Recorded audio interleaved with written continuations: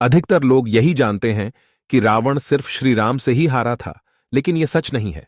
रावण श्री राम के अलावा शिवजी, राजा बलि, बाली और सहस्त्रबाहु से भी पराजित हो चुका था। यहां जानिए, इन चारों से रावण कब और कैसे हारा था।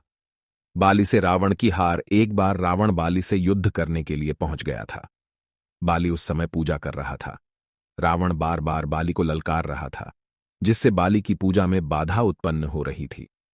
जब रावण नहीं माना तो बाली ने उसे अपनी बाजू में दबाकर 4 समुद्रों की परिक्रमा की थी। बाली बहुत शक्तिशाली था और इतनी तेज गति से चलता था कि रोज सुबह सुबह ही 4 समुद्रों की परिक्रमा कर लेता था। इस प्रकार परिक्रमा करने के बाद सूर्य को अर्घ्य अर्पित करता था।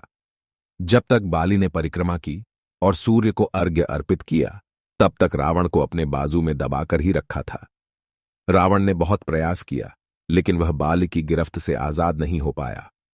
पूजा के बाद बाली ने रावण को छोड़ दिया था। सहस्त्रबाहु अर्जुन से रावण की हार। सहस्त्रबाहु अर्जुन के 1000 हाथ थे और इसी वजह से उसका नाम सहस्त्रबाहु पड़ा था। जब रावण सहस्त्रबाहु से युद्ध करने पहुंचा तो सहस्त्रबाहु ने अपने 1000 हाथों से नर्मदा नदी के बहाव को रोक दिया था।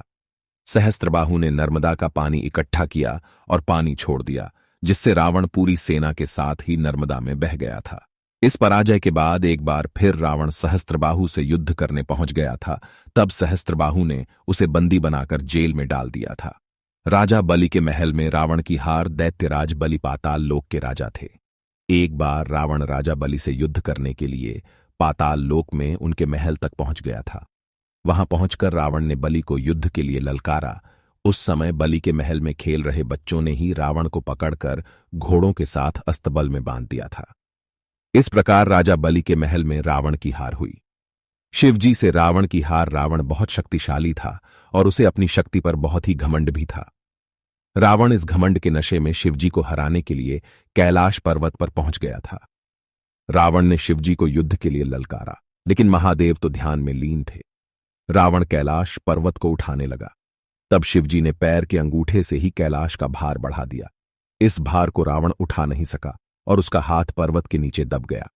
बहुत प्रयत्न के बाद भी रावण अपना हाथ वहां से नहीं निकाल सका। तब रावण ने शिवजी को प्रसन्न करने के लिए उसी समय शिव तांडव स्रोत रच दिया। शिवजी इस स्रोत से बहुत प्रसन्न हो गए और उसने रावण को मुक्त कर दिया। मुक्त होने के पश्चात रावण ने शिवजी को अपना गुरु बना लिया।